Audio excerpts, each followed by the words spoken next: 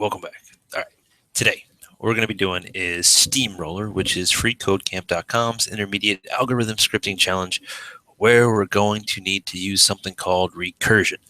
So there's also one other thing you need to know. So let me go over that real quick. I'll share my screen and we'll take a look at that first. So what we get a link to here is array.isArray. So this is new. It's something we haven't used before.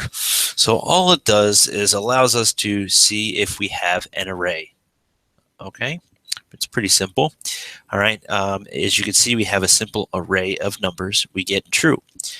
Here we have an object. Okay, so we get false. We have a string here. Also not an array. We get false, or anything else that's in there that is not an actual array. So all we're doing is testing if we have an array.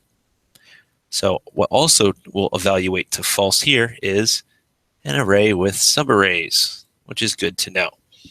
So here we have a complex bunch of things with different objects and subarrays. We need to figure out how to flatten our array.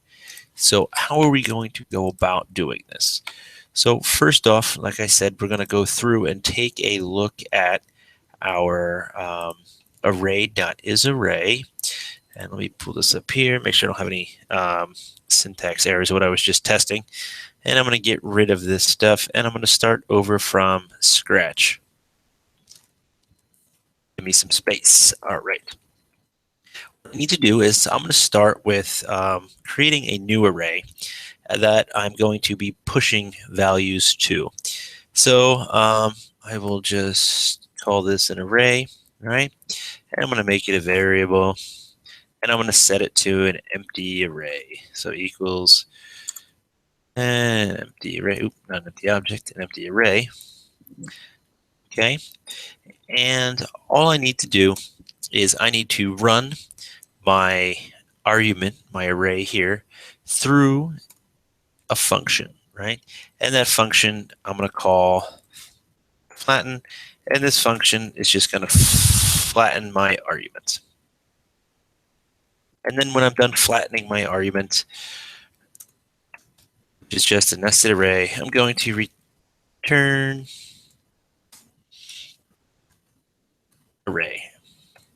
Pretty simple, right? All right, well, so how do we actually get this done? So this is where it gets a little confusing, right?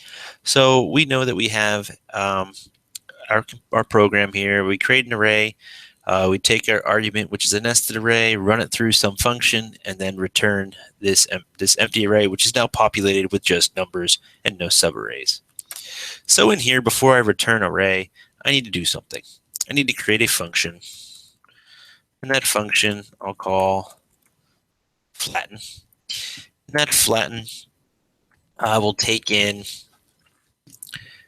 our an argument, and just for clarification, I'm just going to use the same name here, ARR, because at this point our main function here is taking in this argument array, and I'm just going to call it the same, just so we can kind of see. It's just I'm taking in this whole chunk, all right, that whole thing into this function. Okay, so what is this function going to do with that data?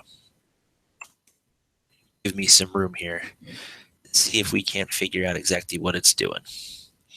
All right, so this is where we're going to have to use some recursion. I'm going to start off by just saying, taking this ARR here, and for each, all right, for each, remember, takes in an anonymous function. Well, it could take in a function too, it doesn't have to be anonymous.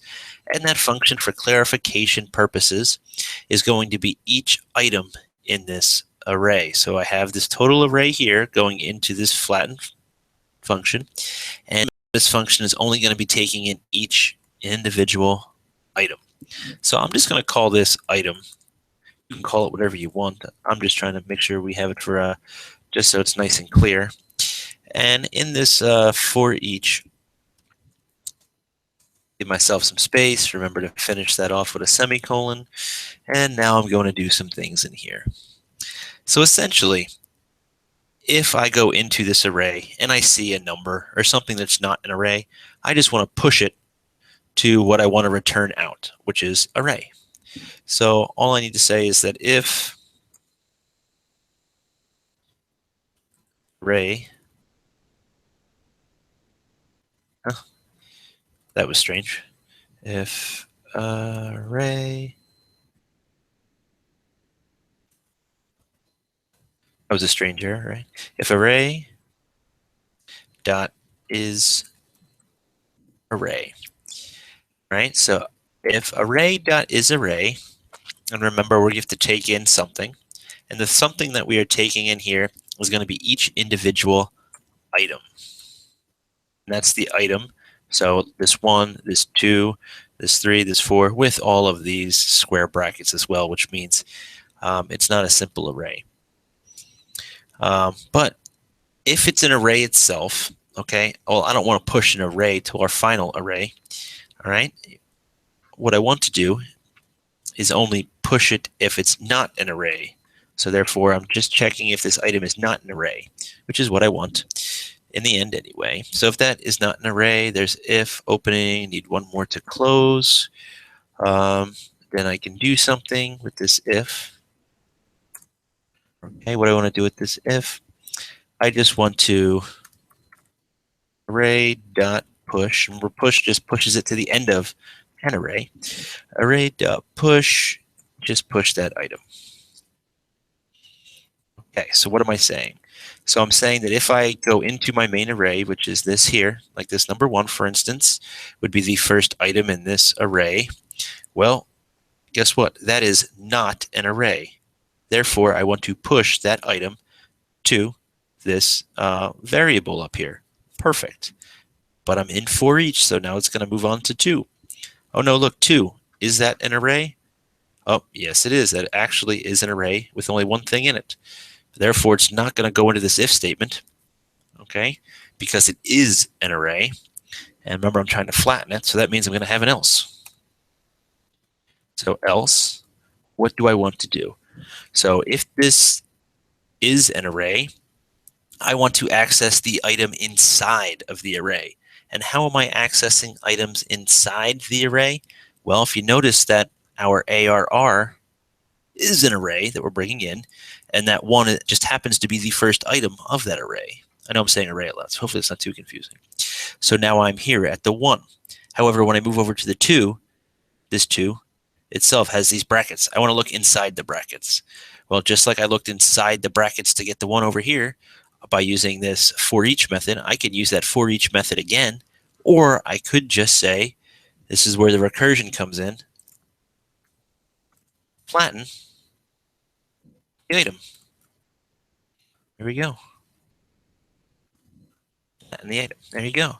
And so now it flattens that item. So now it looks inside. So flatten item. So now I have, in this case, I'll comment this out. I'm going to have that is what I'll be flattening now.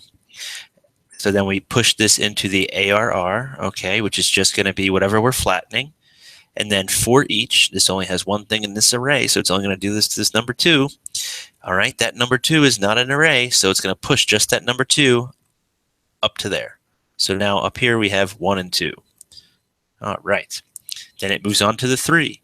All right, or the third position then of this array, so on and so forth. So as you can see, we can use this recursion to look inside of subarrays by calling a for each method deeper and deeper and deeper into each one of these brackets.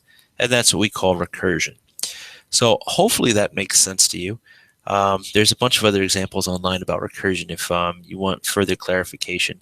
But I think I've got the one of the simplest solutions to this problem here. So hopefully that's helpful, and I will see you next time.